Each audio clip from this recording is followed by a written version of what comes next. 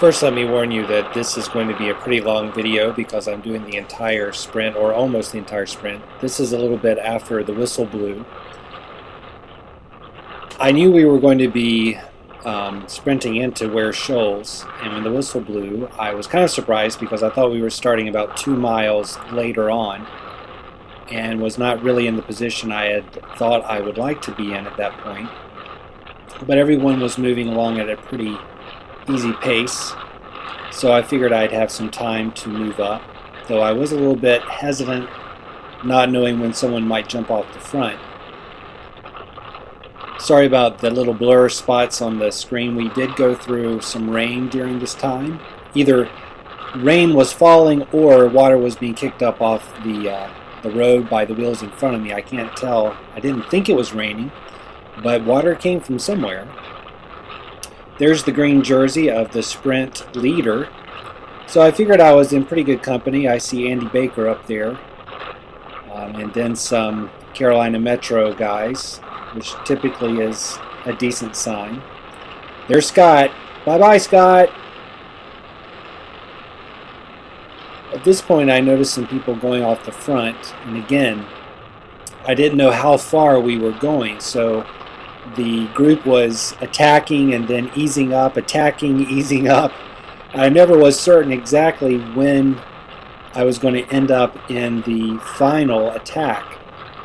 But I figured if I kept Andy Baker in sight, I might be okay.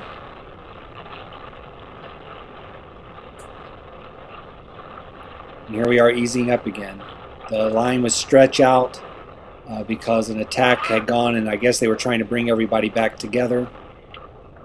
Then once the group got swallowed up, everything was slowed down, and then we get stretched out again.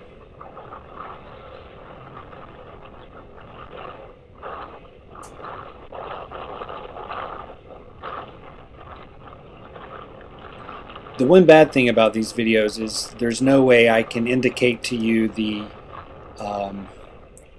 level of effort. Okay, here they're saying, hey, keep moving.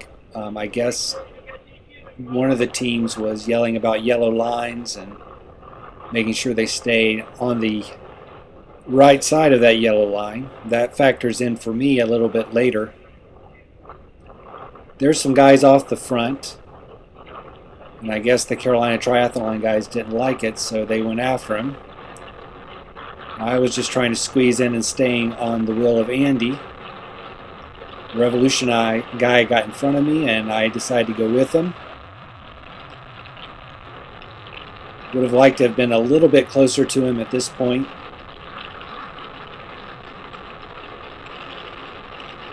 But once again, we're hauling in the guys who tried to break away, and before long we're going to be all bunched up again.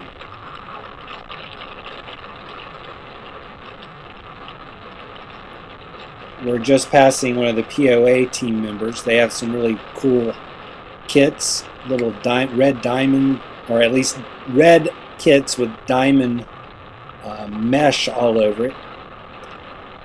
Looks a lot better in person than on these videos. This is another thing I need to learn about, is these attacks coming on either side. You kind of get lulled into a certain cadence when you go with an attack, and then you will get counterattacked, someone coming around, and just who to follow, when to follow, when not to follow. The echelon guy here caused me a lot of problems. I'm sure he's a really nice guy, but he always would get in front of me, it seemed. Then he would sit up, and I would lose everybody. So then it was time to work a little bit more. Jumped on Pappy's wheel, hoping he could pull me back up there. Put the old man to work.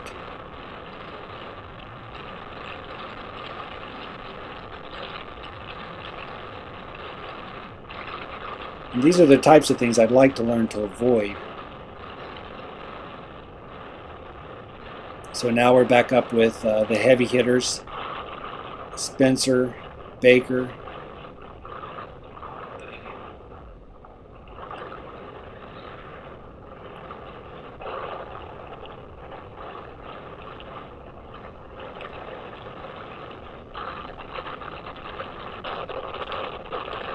Again, one of the hard things for me here was I just really had no indication of when the line was coming.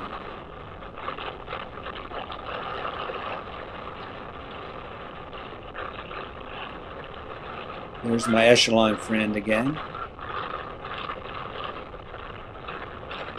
There goes one of those attacks on the right side. Andy's going, so I figure, hey, I'll go too. Line stretches out. Basically, this process repeats itself over and over again.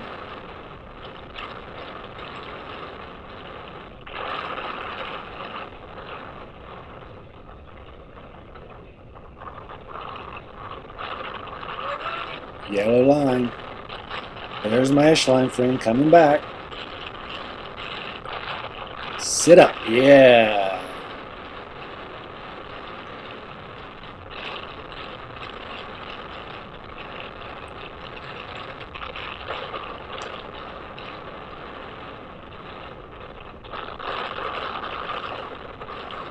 Here I saw someone to catch on and follow through. How far could he bring me up?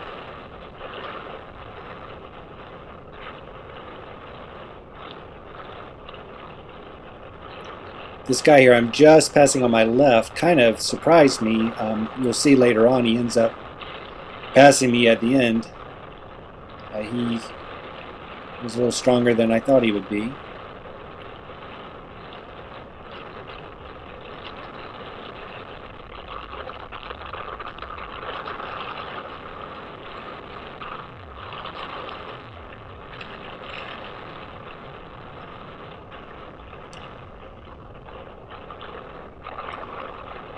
Okay, at this point, I really thought we had passed the line. I saw the buildings over there to the left, and everybody slowed up so much, and people were saying things. I just thought for sure the sprint was over. So I kind of eased up, and then before I knew it, everything picked up again.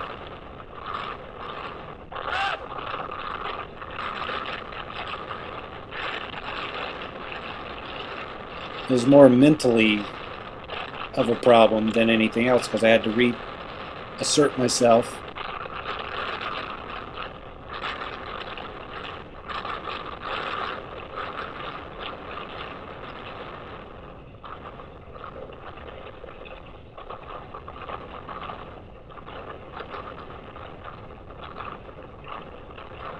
So now I'm feeling a little boxed in because I'm not sure exactly how I can react if something should start happening here. And I'm beginning to get a little antsy because I'm starting to feel like we've got to be getting close to the end. And I don't feel like I'm in a very good position.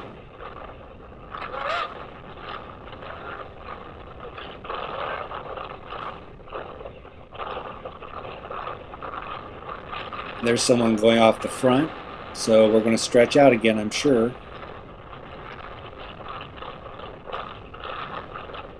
So I start to work my way over to the left to come up to the yellow line, which I'm hoping I'll be able to get around.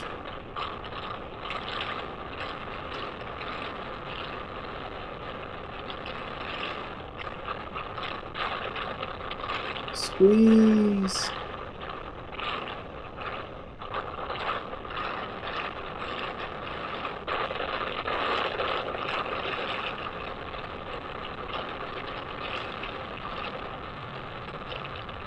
Then right here I got squeezed on the yellow line, and you can't see it, but we had a bump right there.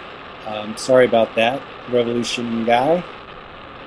But I didn't want to cross the yellow line, and I kept getting moved over, so I just leaned the shoulder in there. And there's my echelon friend. Pedal! There we go.